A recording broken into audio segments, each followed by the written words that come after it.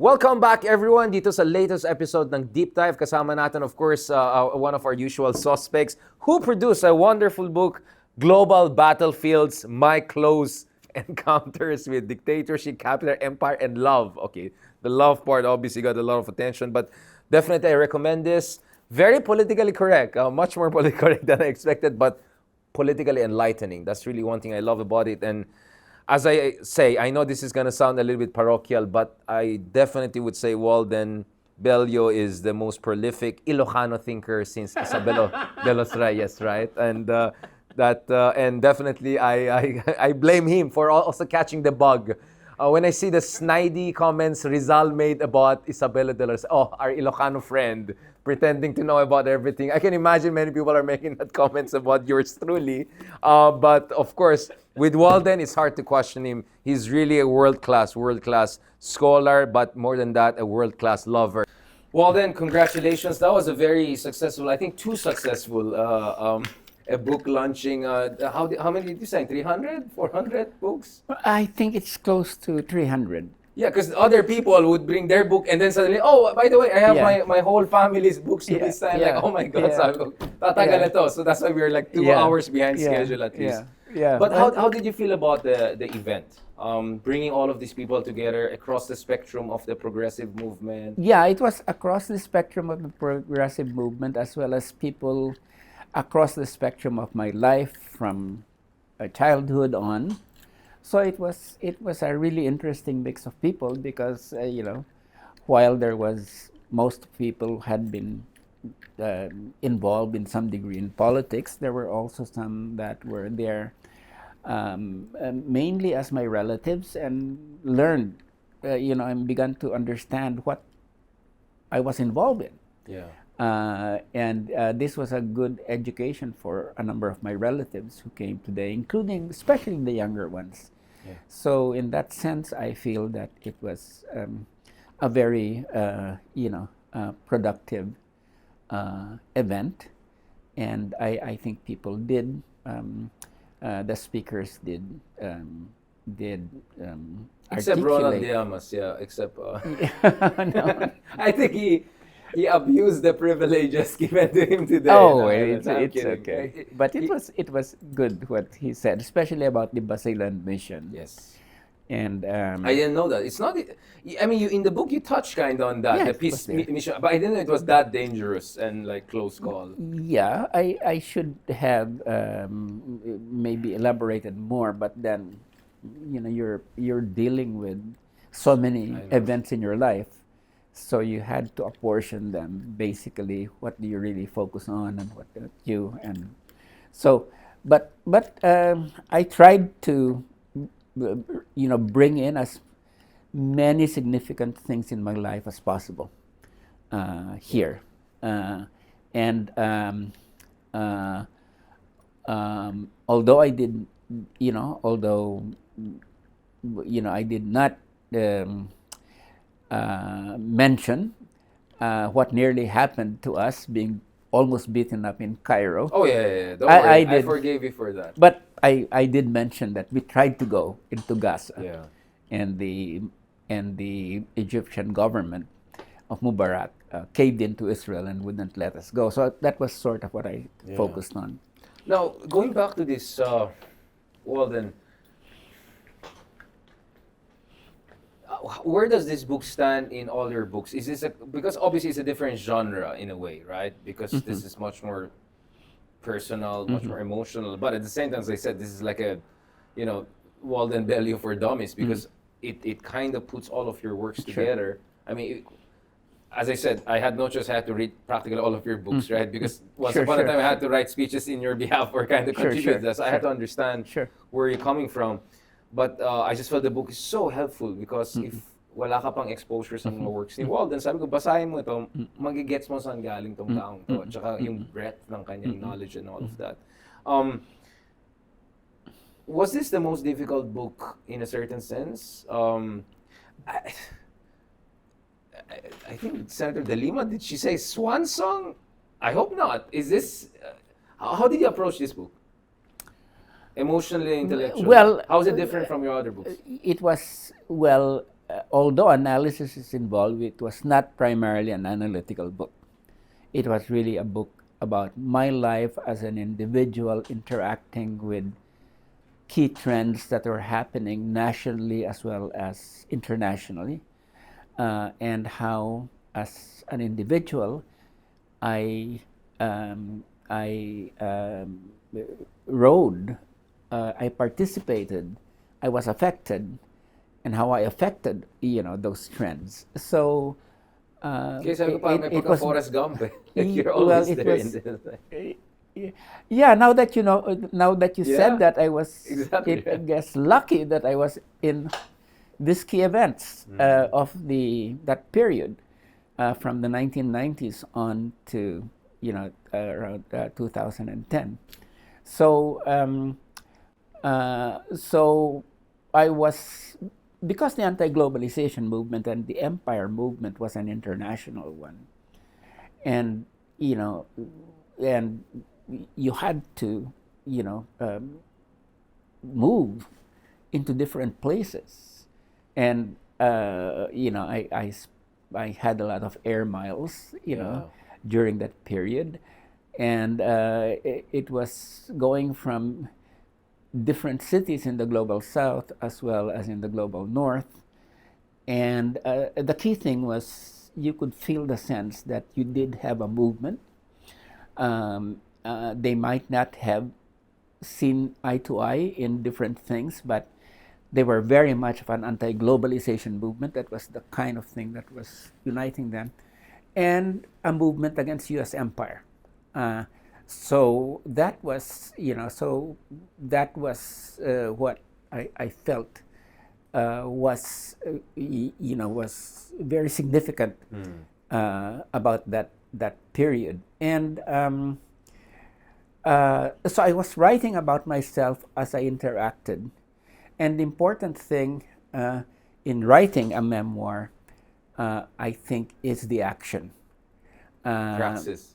Yeah, that basically you unfold and you develop yourself in action, and don't spend too much time on analysis, although you have to do that. But the important thing was, how does one develop in interaction with national and global trends, even as you filter in and think about what's happening. So in writing a memoir, I think that as opposed to writing an analysis, the action is really key. But a lot of analysis was also here, right? Walden? Sure, of course. Yeah, Yeah. That's why I said it's still a kind of a Walden Bello for dummies, in Sure. the sense that Yeah. you can easily, I mean, it provides a gist of your key arguments, whether against globalization, against empire, or Yeah. the failures of the Yeah. left. Can I start with a little bit maybe a contentious part before we go to the more, I would say, Sure. forward-looking part? Because Sure. I think one of your reviewers from Portugal at least said what's interesting about this book is it's more forward-looking than just retrospective, which makes it very helpful for the next generation of activists and thinkers and people who want to be like you, or continue in your footsteps, or improve on your footsteps even. You dedicated it, among others, of course, one of them was our good guest, Princess Nemenzo, or of course, people that, and of course, your late wife, whom we have all loved. But Joma season, that was an interesting choice. In fact, kanina dun sa event natin, there were some people who were victims of some of the, when the thing went off kilter. Sure. And they had mixed feelings about it. But, just like you, critical subjectivity, they were open to it, they were listening to it. And why did you decide to put Joma there? And okay, I'll push this a little bit more. You got involved with the movement and you got enamored. I'm talking about your Third World Quarterly Sure. journal article, which was very well written for at the time. And your way also of saying that, well, hindi mo ako masisisi na sobrang impressed ako. Tignan mo ba yung Pentagon and State Department impressed ako. I get it. But one thing, Walden, I can't understand, or maybe I should better understand, is you got your PhD from Princeton. You were in interaction with the greatest historians and thinkers of the era. You were a sociologist, which means sobrang nuanced our thinking. You had exposure to Antonio Gramsci. You had exposure to the democratic road to socialism, etc. Why were you so enamored with a person who produced a work which lacked all of that, let's use the Perry Anderson term, the Western Marxist tradition, which I felt would have been more constructive and helpful. You get what I'm saying? Parang, Sure. you were too smart to fall for. I'm not saying the works of Joma were devoid of intellectual value, but I just felt it missed a lot. Not only the Western Marxist tradition of Gramsci but it also missed the Latin American dependency theory, the whole Prebisch school. So honestly, for me, I studied in UP. So when first I heard about these works, and I was like, why did people fall for it? By 60s and 70s, the debates were so advanced already in Latin America and Europe. And it looked more to me like a Maoist, Leninist, Marxist kind of a rehash in a Philippine context. Why do you think you were so attracted? Why did you fall for it so hard? That was one of your biggest loves, right? For the movement, right? And the vision that John Season forwarded in the 60s and 70s. Well, I think it was the priority that Joma put on praxis. And, that whatever might have been the flaws of his analysis, I think he fell within the Marxist tradition of saying that really the ultimate, goal is to change reality. And what happened was, of course, he influenced a whole generation. He was the leading force in creating a party that basically was able to gain the loyalties and energy of my generation, and until 1986. This was a fairly widespread, disciplined organization that felt that history was on its side. So, in retrospect, of course, we look back and there are some, key flaws in the analysis, but I guess I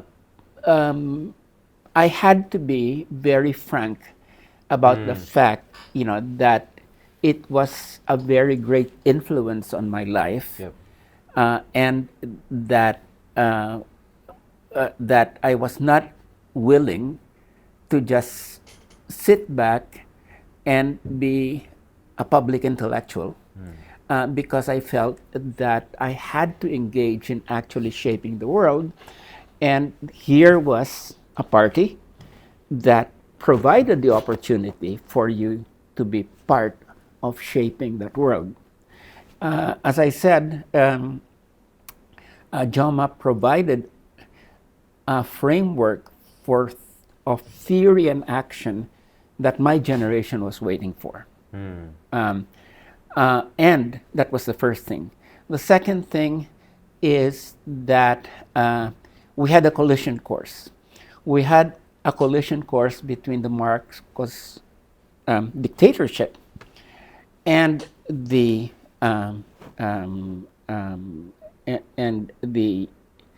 younger generation of Filipino activists, and that's where a lot of the organization of the Communist Party and the inspiration of Joma and others really drew its energy. That here was the only force that was capable of resisting Marcos.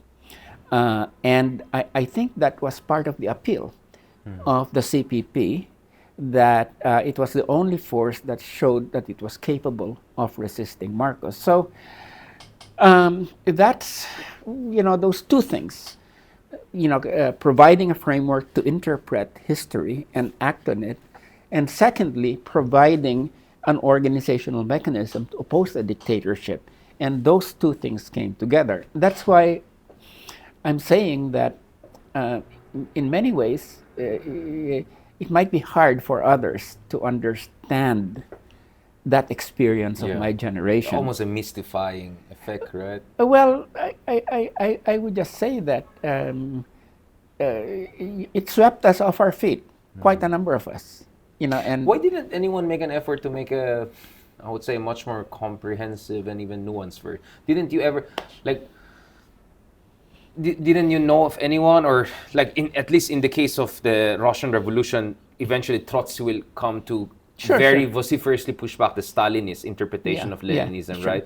How come parang hindi nangyari sa Pilipinas? We just went from the old hook version, the old communist, then we moved like, but walang alternatives na Well, considering how many intelligent, progressive Filipinos were out there who were very worked up to emotionally. well, let's put it this way: that basically, Joma, you know, did provide, you know, an alternative, and he was doing it through struggles in the student movement, winning people over, alienating some, and then finally founding the Communist Party, going underground, and then that party becoming, the central force opposing Marcos. So, as I said, you may have your doubts. There may have been some things that did not please you. There might have been some theoretical questions that that you were unsatisfactory the way that they were presented. But the important thing was that they were related to opposing the dictatorship. The Basically the only ideology. game in town in Sure. terms of, okay, I get that Sure. operational reality. Sure. What about the much more existentialist version? Like, you said that early on you were very attracted to existentialism. Albert Camus keeps on Sure. popping up in Yeah. your work. I felt it's one of the areas I can relate to you, that kind of burden of responsibility, what he had to go through in his own life because of his nuance and critical Sure. subjectivity. Yeah. But do you think that that kind of existentialist, French existentialist kind of influence at a certain phase in your life kind of drained you of the kind of a traditional religion just to make you vulnerable to fall for a new catechism? Because one of the criticism of the traditional communism in Yeah. the Philippines is that it was almost like a religion. I mean, if I read your stuff, you were almost talking about like your prophet. Like in your third word, like your piece about Joma, the way you were Sure. praising is like it's like you're part of some would say like a religious organization, if not a cult. Did it feel that way to you? Did it fill up a certain spiritual vacuum in you once you distance yourself from your Catholic upbringing, and once existentialism helped you drain it? Well, all I know is that y- the main feeling you got when you joined the underground was that you were part of an organization that could make a difference, and that it was very important to subordinate yourself to the Greater bigger cause, whole. yeah. And that and as I said, there might have been all of these different doubts, being exposed to different strands of Marxism and to progressive thought. Yes, they were all there, but the important thing was, for 15 years, what do we do? Yeah. And for 15 years, I was a dedicated cadre of the organization, because you couldn't rest. You were up against a big fascist dictatorship that was supported by the United States, and a lot of what you had to do was to find different ways by which you could oppose this, and the party provided you with that support for your work. So I'm saying that at that point in my life, maybe theory, became secondary to action, that's and if you're up against a dictatorship, that's merciless, then you have to, the main things that you're caught up in is how do you resist and bring down that dictatorship. And there's only one force that you can really rely on, and that's the party. And this is where I think of Lenin more than Marx, right? Without a good theory of revolution, you cannot have a good successful revolution. Yeah.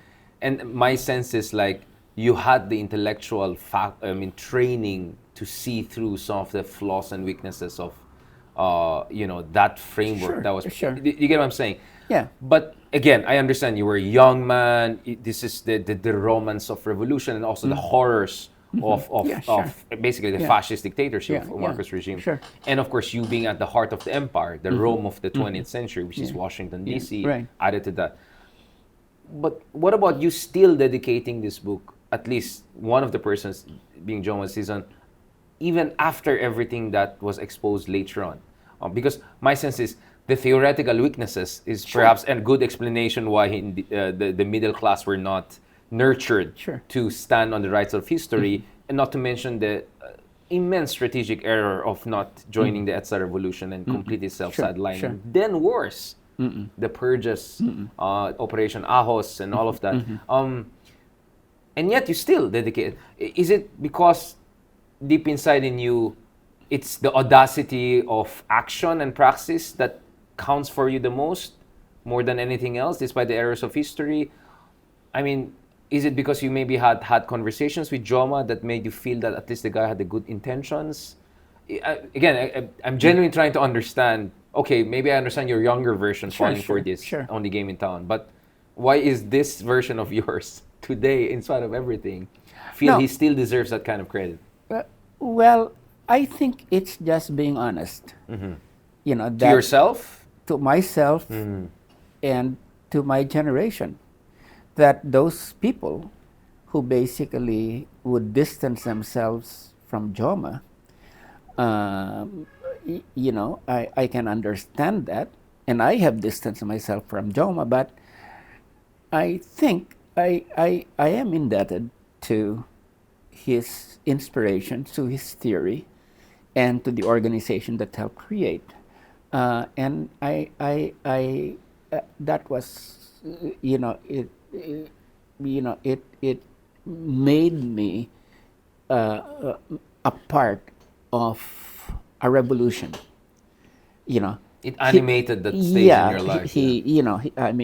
Joma, his theory, the organizations that he had helped form or led in forming, really, I think I would be, I would not, I think that if I did not, in fact, state that was such a major influence on me, that I would not be true to myself. And there are, there are people who basically now would probably not admit that they were in fact caught up in that influence or in that romance or whatever you call it. And I respect what I respect their position if they now are, basically don't like to look at that period of their lives, or maybe revise what they were during that period. But to be honest to myself, he was a very important influence. And as I said, I came to have criticisms of his analysis of the party, but all I'm trying to say is that, hey, the fact that I now have criticisms, that after I left the party, I developed, alternative views about what a progressive movement should be doing. Nevertheless, what set me onto that, even in opposition to it, had been the influence of Joma Sison. And so I'm just trying to say that one can in fact grant the influence and of somebody that helped form you, at the same time that you can stand in criticism, of other things that he did, you know. So that's my that's my that's my that's my stand Right. on this issue, because I've been quite hard in criticizing, what the CPP had done, after 1986 and after. And you were on their list at some point, Yeah, right? right. Mm. But I still would say that there was that period of my life when it was my life. And, I And it's mean, being honest to that, I yeah, think. I think I have to. And as I said, if there are some people who would rather deny that Joma had an influence on them, or are very, how would you call it now? Um, Or they were expecting you to make a much more vociferous rejection while acknowledging the yeah, influence. yes, but the rejection is all throughout the chapters of the book. And of course, Akbayan and Sure, Laban ng Masa, right. those were also a completely different path. Sure, Yeah. sure. I mean, and my analysis of the purge, my my my my a sense that I had done so much work in terms of trying to understand where the purge mentality was coming from.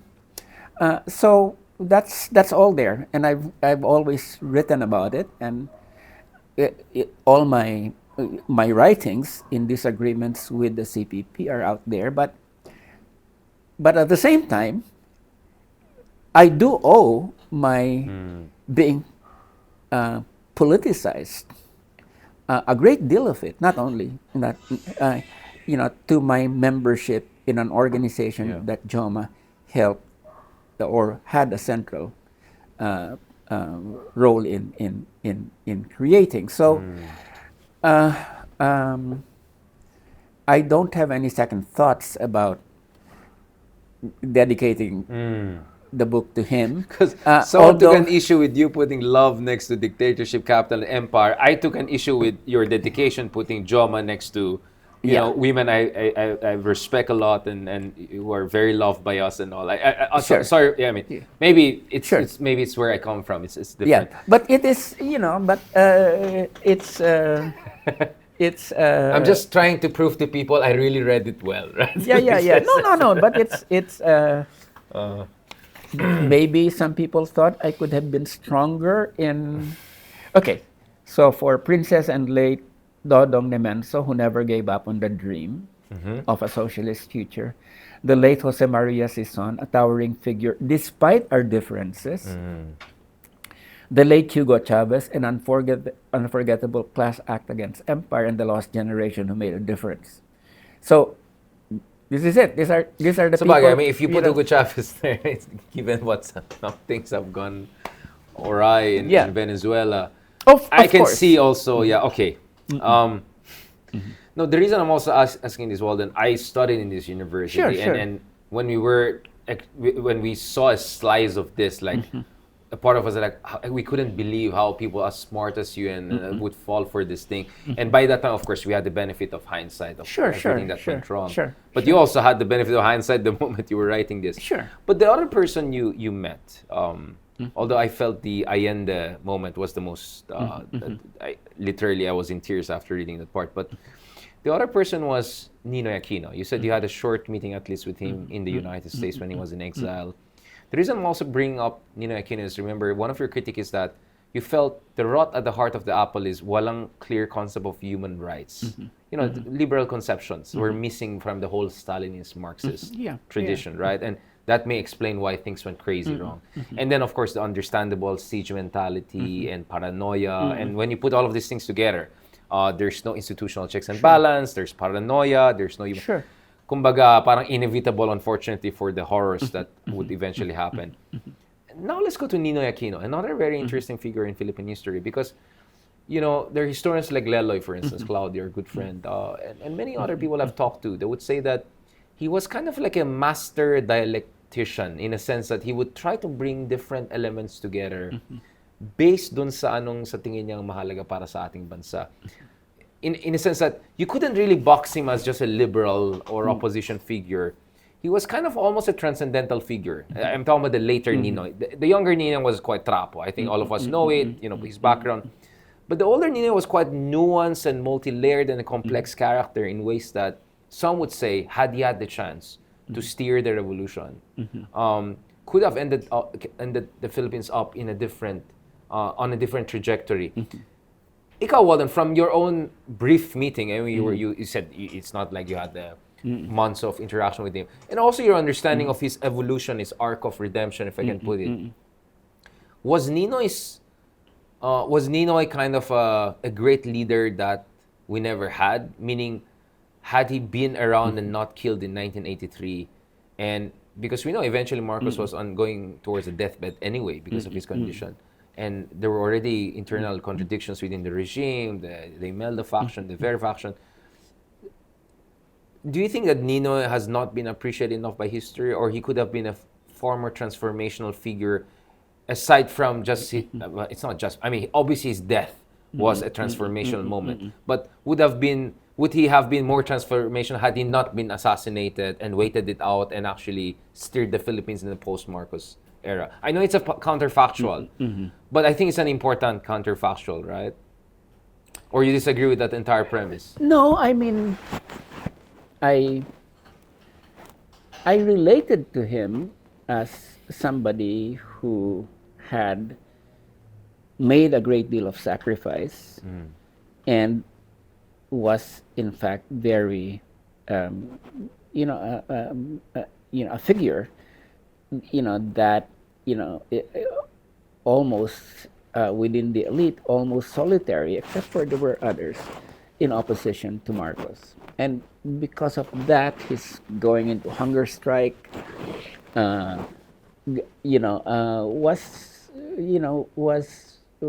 something that I respected. But in terms of what he stood for, or even his ideas, that I couldn't really get a sense of.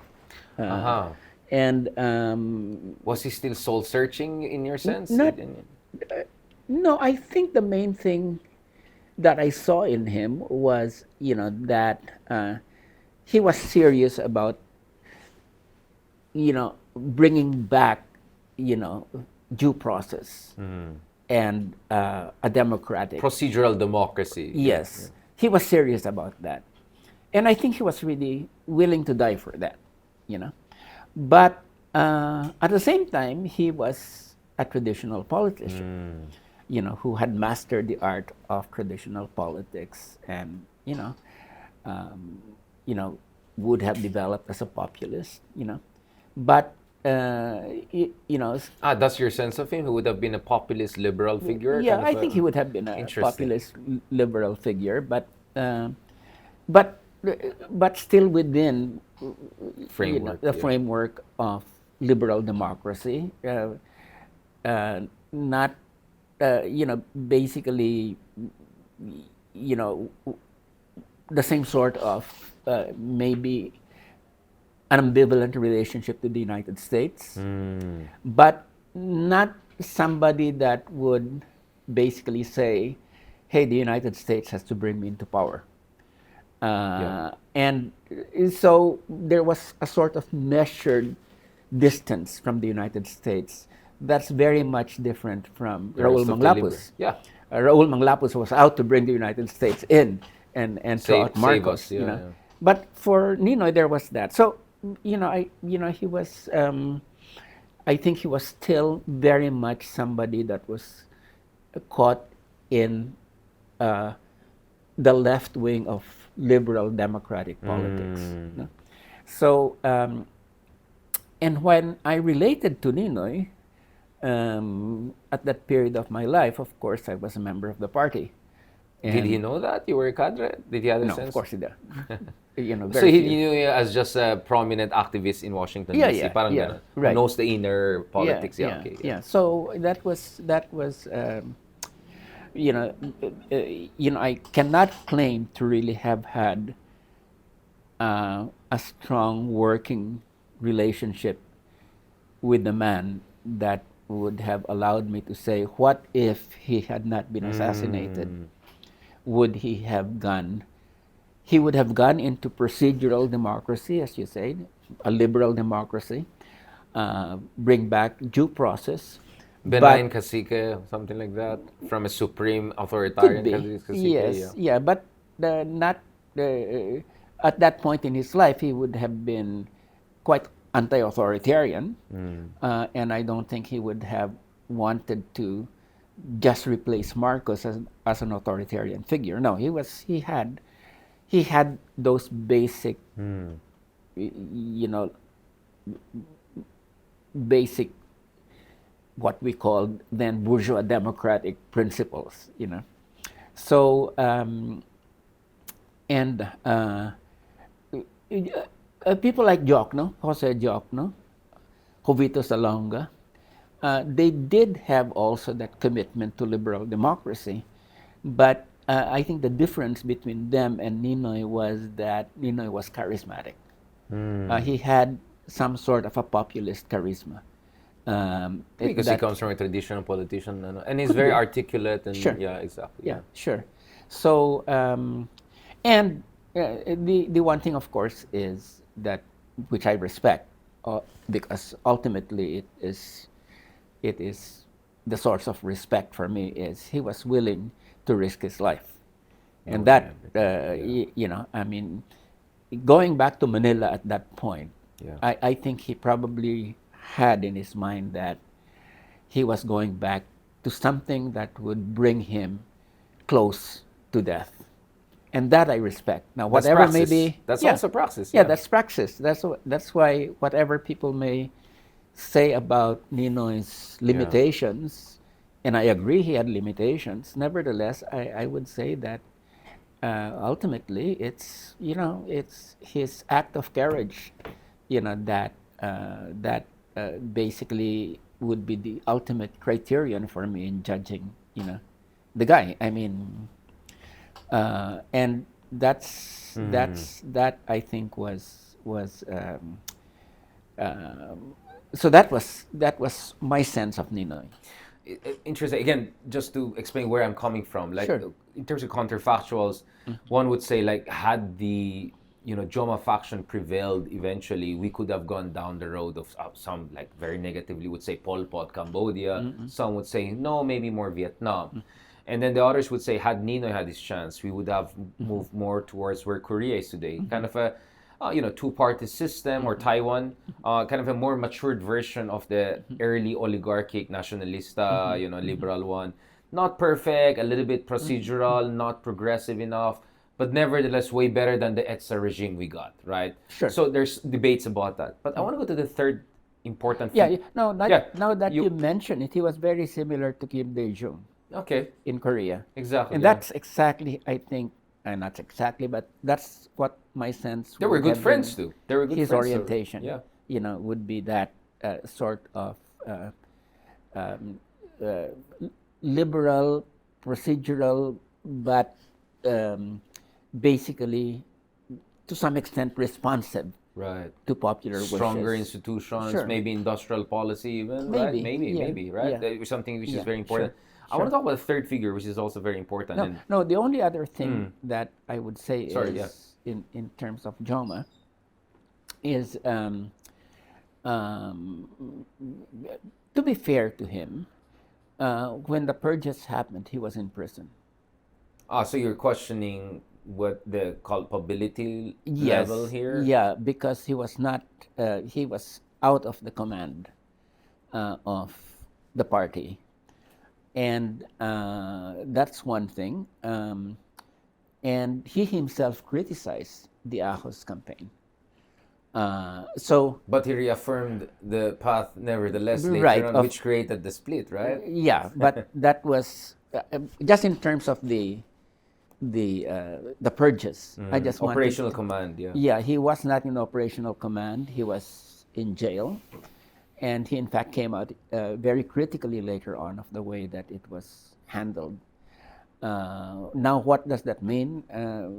If what does that mean in terms of the path that if he had been successful, Or his movement would have been successful, where it would have gone? It's I would say that I would say that I would doubt very much it would have gone into a Pol Pot direction.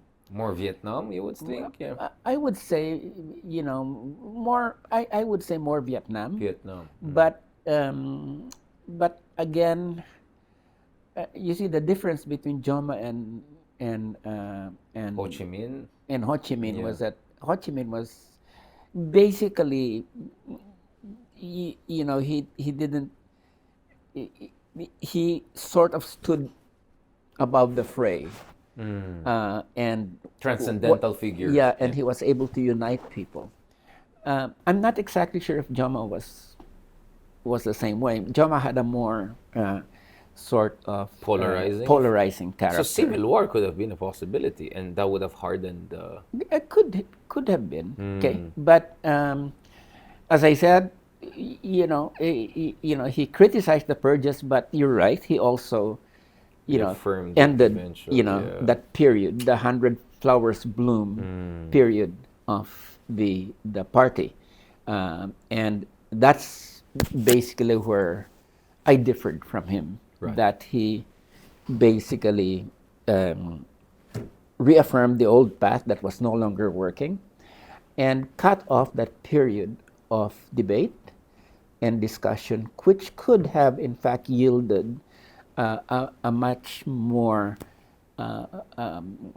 innovative kind of position for the party, if it took into consideration the fact that that ideas were very important, that the way that liberal democracy works, you have to be able to see how liberal democracy involves the people in its formulation, in its legitimation, and it's not just coercion on the part of the state that is central to explaining the mainsprings of liberal democracy, but that how do people participate in this process and get them out of being tied up to elites and to economic powers, and not to be and to understand how elections work, that elections had a legitimating effect, and how should we relate to elections in that sense. So I think all of those key issues were short-circuited by this idea that, hey, we have to go back to the old path of surrounding the country from surrounding the city from the countryside. Protracted people's warfare. Protracted people's war and that sort of thing. So that's, I think, where he went wrong and where he went awry, and where my criticism of him, in fact, lay. But it's just a footnote to our earlier discussion. These are counterfactuals which are important. I mean, for me, I can see the connection from Ilustrado liberal elite all the way to Ninoy and all the unfortunate things with the EDSA regime. And then I can see, in a way, the way the CCP ended, they committed the same mistakes that Joma was accusing the PKP of doing, right? So each of them were iteration on an original that had this moment of brilliance and then kind of went awry, right? Right.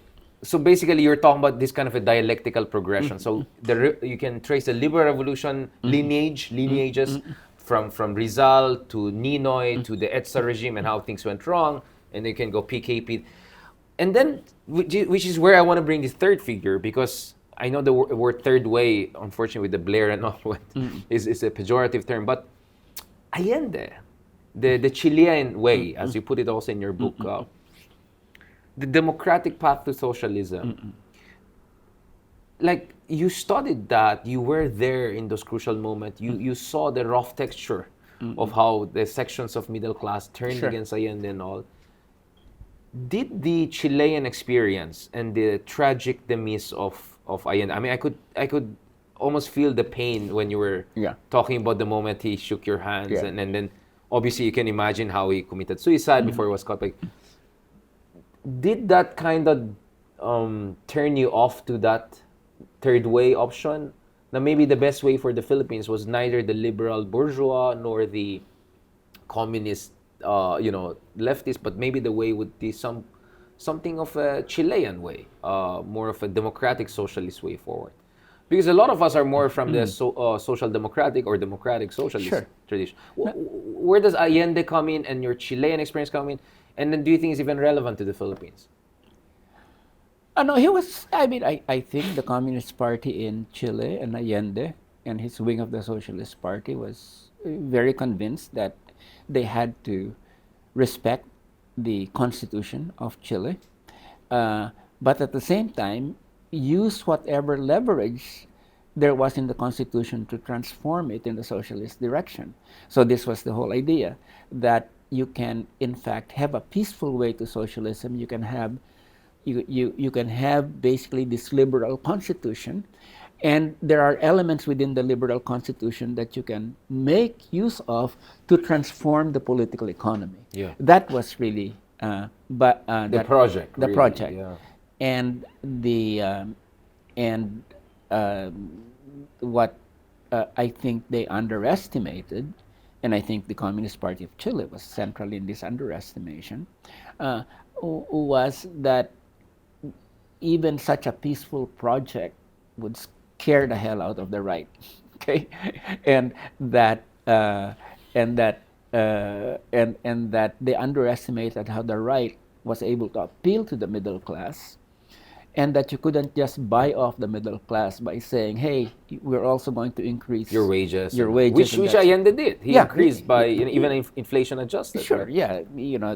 The middle class benefited from the first year of the Allende period. And but also, there was just this sense among the middle class that they were going to lose out in the end, because now the workers, were the ones who were in power, or the representatives of workers Yeah. were in power, and that even if you were given concessions, that the key thing was really the working class, coming and ultimately becoming government. No? So I think Yung that's status loss sure. was, yeah. Status loss was Yeah. there, and that's what the elite played on.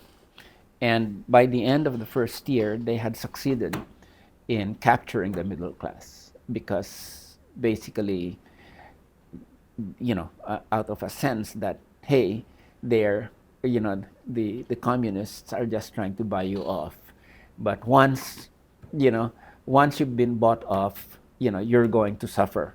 And that was the sort of, sense that the right wing was trying to create, that this was going to,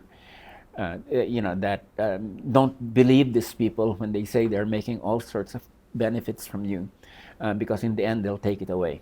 So that's, but basically, but coming back to the point is that Allende really believed in that. Yeah.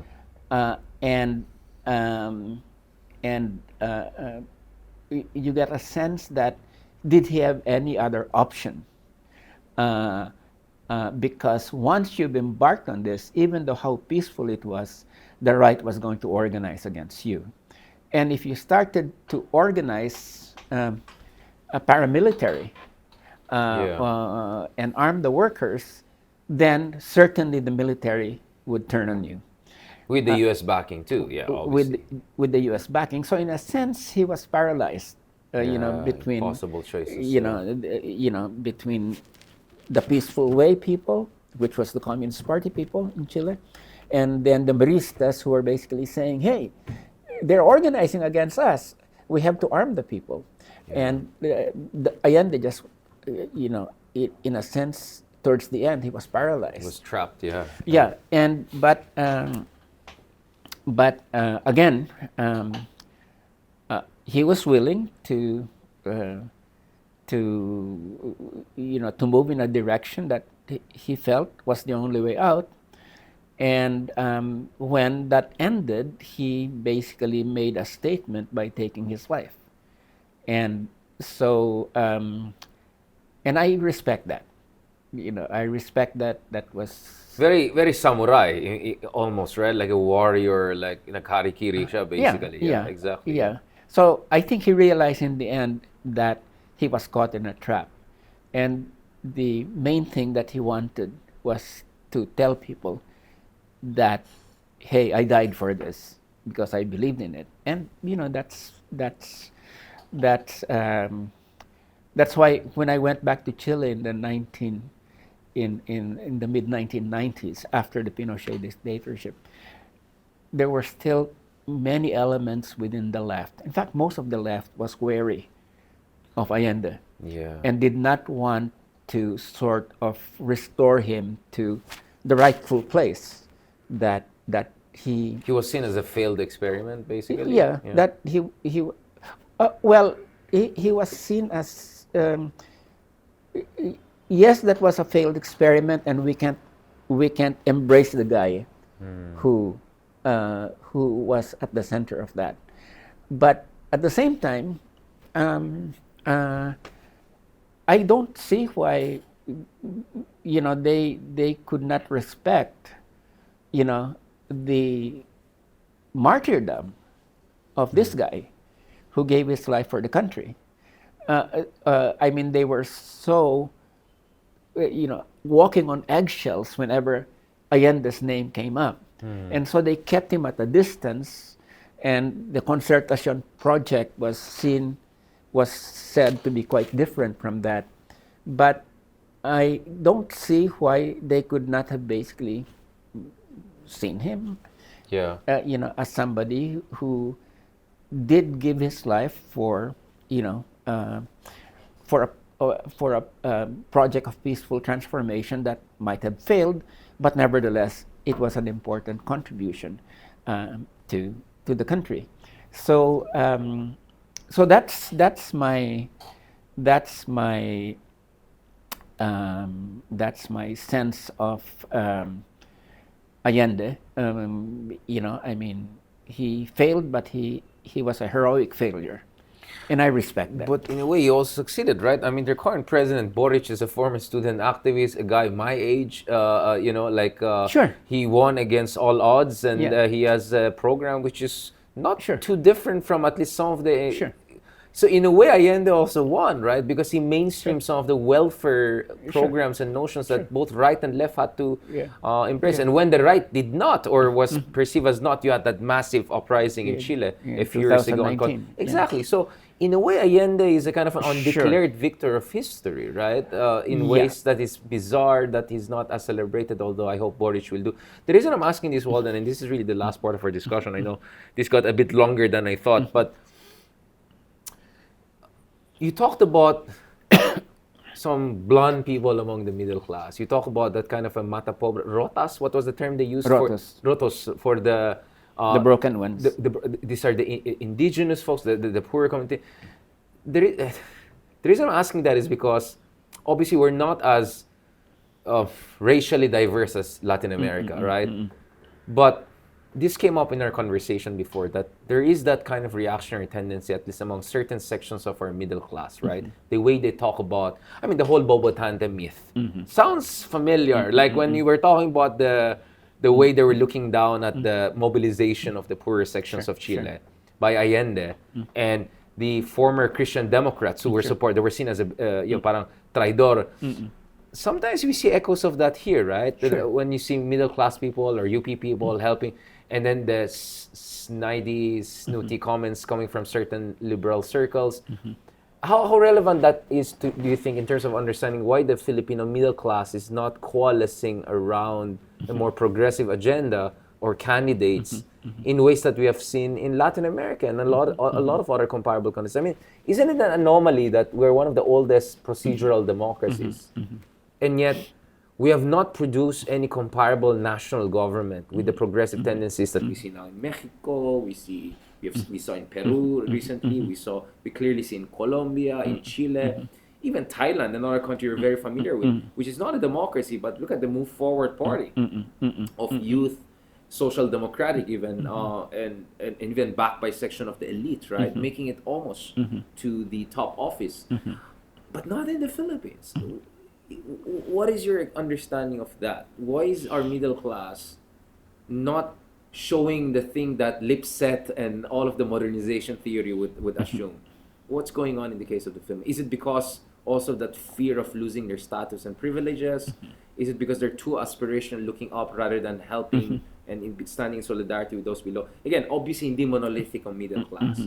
So I use the term middle classes, but there are enough reactionary among our middle classes, which is very clear in the numbers. If you look at 2016, 2022, mas malaking share ng ABC bumoto kay Duterte and Uniteam kaysa E. Yeah. Right? So, what is your read of that? Sorry, Walden, I know you're exhausted. No, I'm trying to see, because it is relevant to understand our current predicament in the Philippines. Kasi kanina pinag-usapan natin yung failures of CPP, NPA, and the tragedies. Pero nakulang din ng progressive sections of our middle class, or hindi na-crystallize in ways it should have. What is your read on that front? Yeah, well, I think you're definitely right that most of our middle class has, not really gravitated, in a progressive direction, especially in the last few years. No? At the same time, I would say that, when the Marcos government, that dictatorship was there, the middle class made the difference in the ouster of Marcos. That, as I say in the book, Ninoy's assassination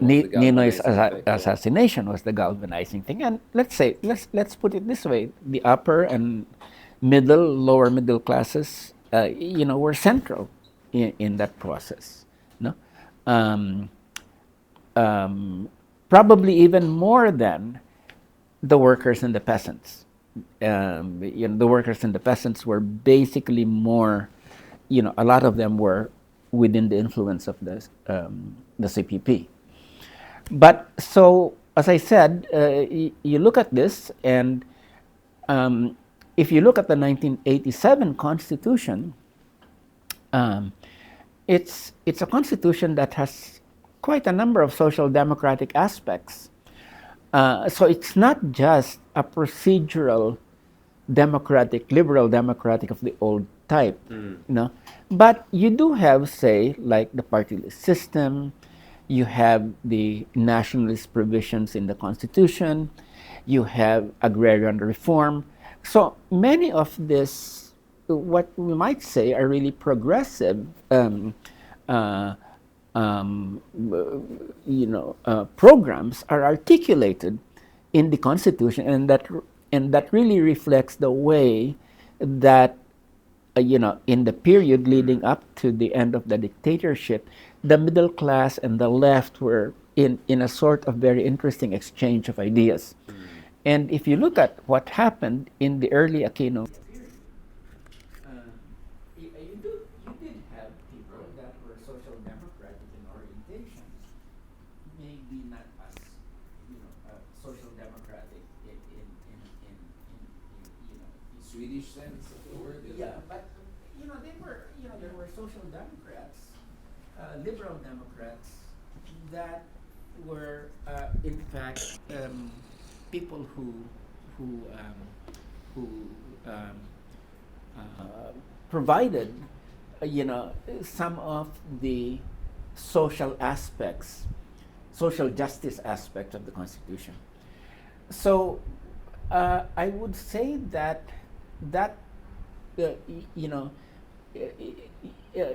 but it was weak at that time. Yeah. and Imbalance of soon power, enough, yeah. you're right, and Yeah. soon enough, the old elites, the old local and dynastic elites, sort of closed off Yeah. all those possibilities, and we saw this most seen in the party list system. Yeah. The party list system initially, was in fact it had progressive parties like Akbayan and others that had representatives, but soon enough the elites saw that the party list system is something that they also needed to colonize, and now it's been thoroughly colonized. So there was that. To be fair, there were those progressive tendencies in the middle class, but they were weak, and they could not withstand the kind of recapture, elite recapture of even those tenuous positions that were there. So, I would say that this would explain why our middle class has tended to be much weaker in terms of its impact on politics, moving it in a progressive direction than say in Latin America. But I would say though that we need to look at the Liberal Party, for instance, Yep. the Yellow Movement, okay, that they do have, these are what we might call it, they do have stands on due process. They do have rhetorical stances on reform, good governance, etc. But that's the way that the left wing of the middle class, you might say, that's as far as it goes. Right. And so you knew framework for limitation, the which you framework- felt with Ninoy also to a certain Sure, degree. right. So that's Yeah. and unfortunately, that the reformist elite and middle class, was just caught up and limited by that, and a lot of it ended up being quite rhetorical. Well, we have the UP School of Economics just across here, and Sure. I'm not hearing a lot of discussion on industrial policy even by 2025. I Yeah. was with the German Chancellor last Yeah, year. yeah. I talked to Biden people, Trump people, I will discuss Yeah. very shortly. I've been every corner of the world. Yeah. Japan, I was Yeah, in Miti sure, the sure, other month. sure. All of them talk about we need industrial policy, course, and these are already industrial policy. Here in the Philippines, they're still talking about good governance, anti-corruption. It's so intellectually puerile, to be honest. Of Right. course, we're against corruption, but that doesn't Sure, explain sure, everything, right? sure. China is corrupt as hell, and but they and I produce think this high-tech is stuff, and this yeah. is and you're definitely right, and I think it's because you've got that kind of rhetoric that doesn't really speak to the masses, that they can't reach the masses, and so the masses feel that their interests are more articulated by people like Duterte. So this good governance rhetoric, that has come in also with neoliberalism and all of that, it doesn't resonate with people. Yeah. But we already saw that, as I said in the book, we already saw that during the Estrada period. That basically the EDSA, liberal democratic experiment, was already in crisis when large numbers of the working class, the masses, And in pro Manila- Marcos loyalist people. Yeah. Erap was a loyalist. You could already see Sure. embers of Yeah. reaction and Sure. counter-revolution. In 1992 Sure. had Sure. Imelda and Coanco teamed up. Tapos Yeah. ng laban. Yeah. Last part really, Walden, and, Yeah. and here I want to adjust the aperture a little bit, right? Mm. So this morning before this book talk, I read Perry Anderson's latest work on London Review Books, someone we both very respect, and I think he's one of the most original thinkers in the political left, and he's also very prolific like you. And his latest work was about this bizarre situation we find ourselves, very Gramscian, right? Kind of this kind of a twilight zone whereby new liberalism is intellectually discredited. Policy-wise, it got punched right and left with all massive interventions during pandemic and Great Recession. And then you have Trump right now. Our good friend Ronald Llamas was, he made this crazy argument that, well, Trump is also Mr. Deglobalization, right? With all of these tariffs right and left. And yet, Perry Anderson was saying, new liberalism is still alive because, unlike in previous regime change moment intellectually, you still don't have a robust counter argument, right? Like the way Keynesianism and New Deal was able to replace the old classical liberalism, right? And the way new liberalism replaced Keynesianism during the stagflation. Do you think that's fair? Do you think maybe Perry Anderson should have read your deglobalization work more? I mean, The Economist, which according to Perry Anderson is the most articulate defender of new liberalism, credited you with coining the term, deglobalization. But Walden, it's 2025 and the new liberal Wall Street people are kind of still influential by default, aren't they? I mean, we're still not seeing a post-new neoliberal era coming. Why? Is it because the left is too weak? Is it because Trump is preventing a real alternative from coming in? What's going on there? No, I think that the intellectual crushing of Keynesianism was so thorough, and that neoliberalism was naturalized. Okay, and even once the policies began to be shown to be defective, basically, even once those policies began to go haywire, that there was no alternative to them, and neoliberalism policies and theory became the default mode even among people. And I articulated this several times, that even neoliberals who felt that things were not going well still felt that there was no, that it was the default mode. Yeah. They could not fall back on anything else, therefore they fall back on the old. And basically I think that while neoliberals continue to exercise influence, okay, in the policy instruments as well as in the different agencies of the state, I would say though that I haven't read the Perry Anderson article.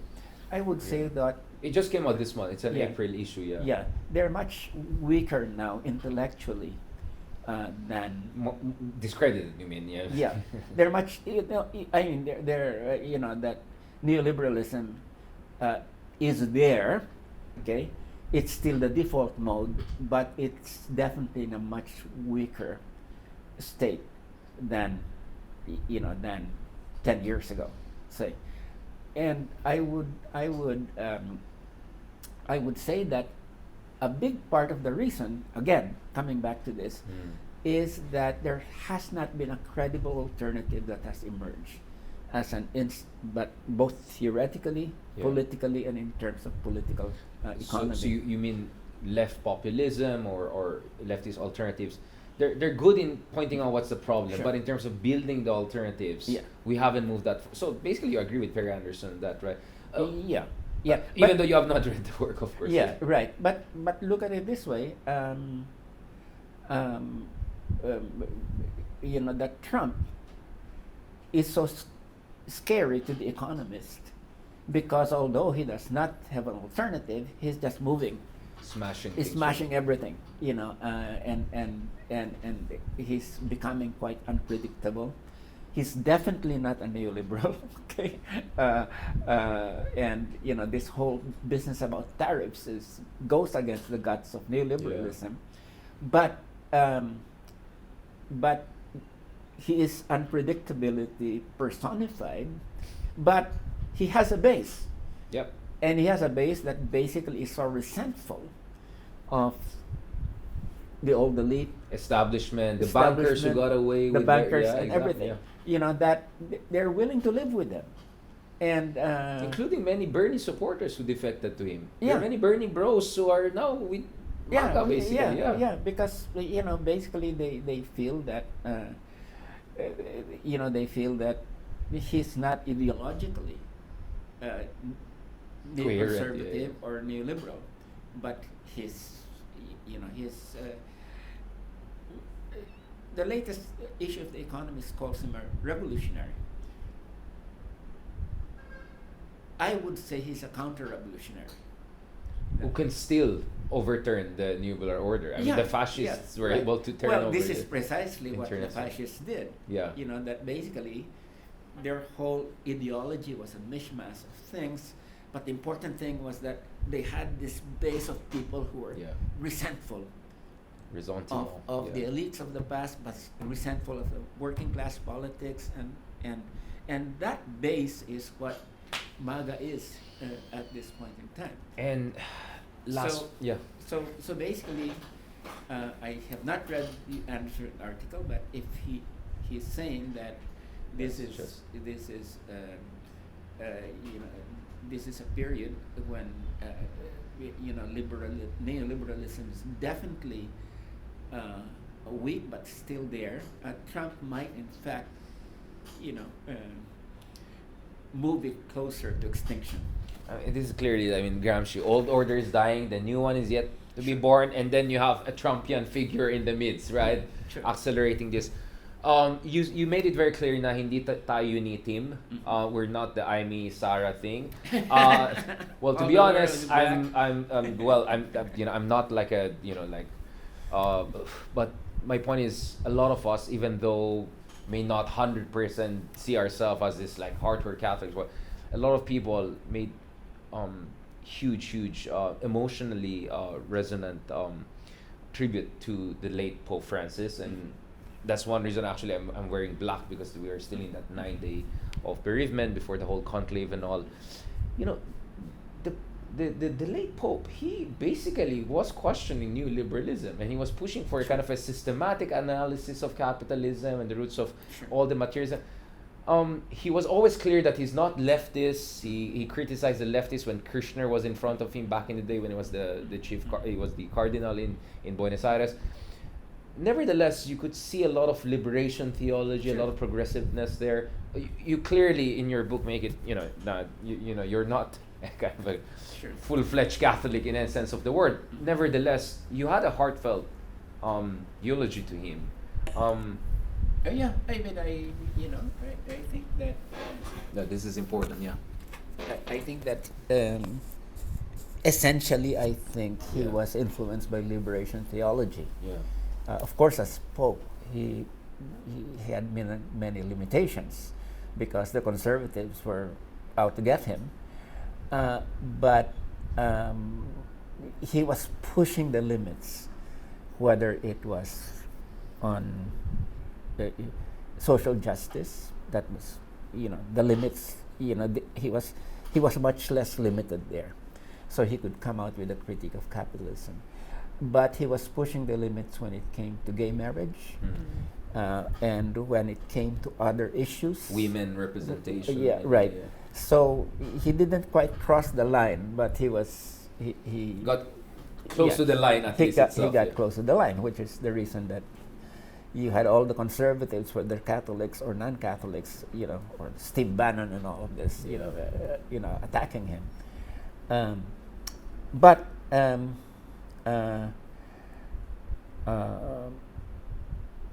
Yes, exactly what I wrote in Facebook. He was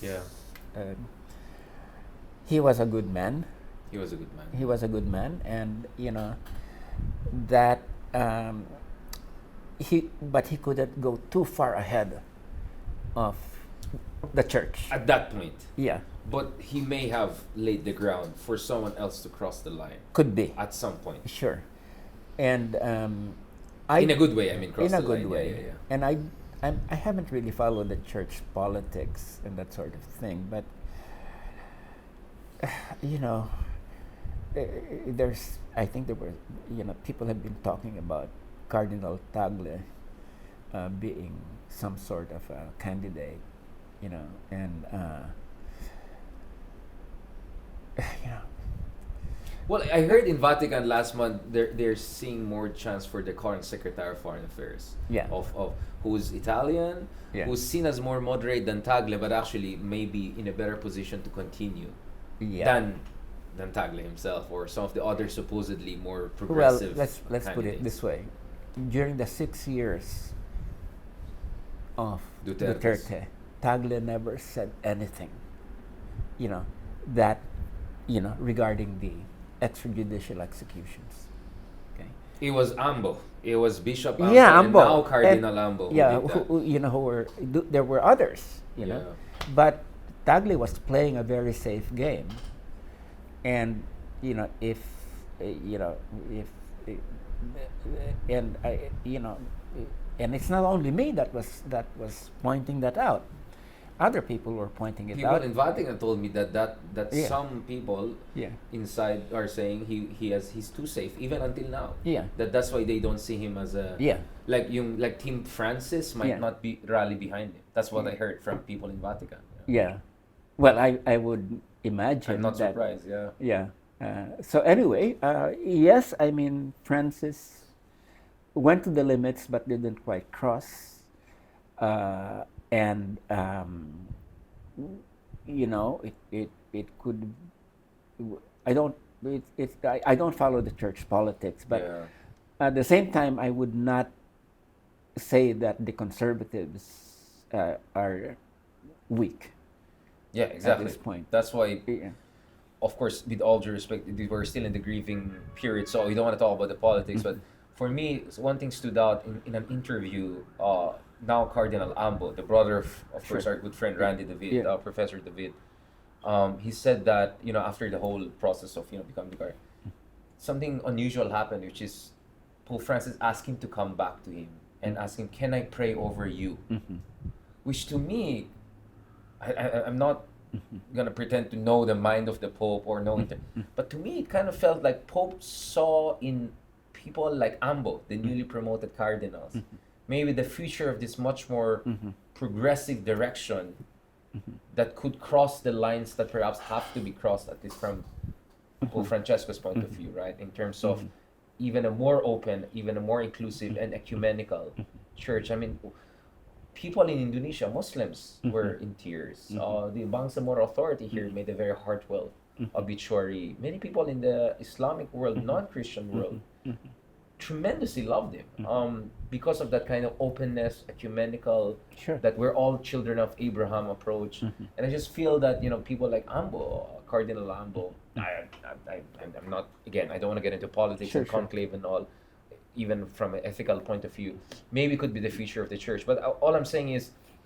do you think there are lessons here for us in the secular world, in the lay world, of understanding the limits of what you can do, but push it as much as possible to the line, so that at least from where you started and where you end, the world is a slightly better place? Sure.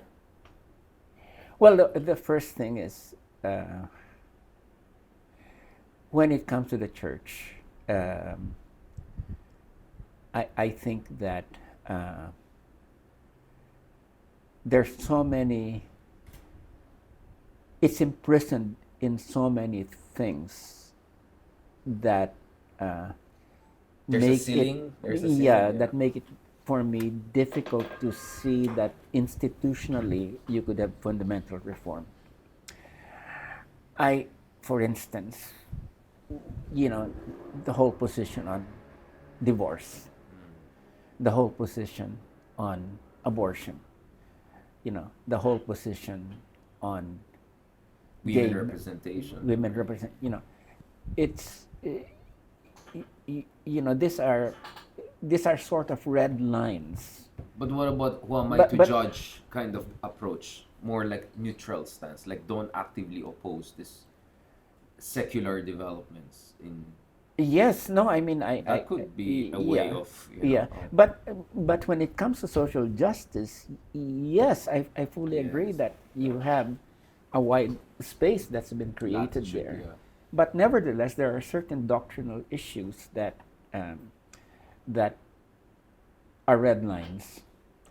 And as I said, I am not enamored of the church hierarchy when they opposed the RHB reproductive health back in the bill.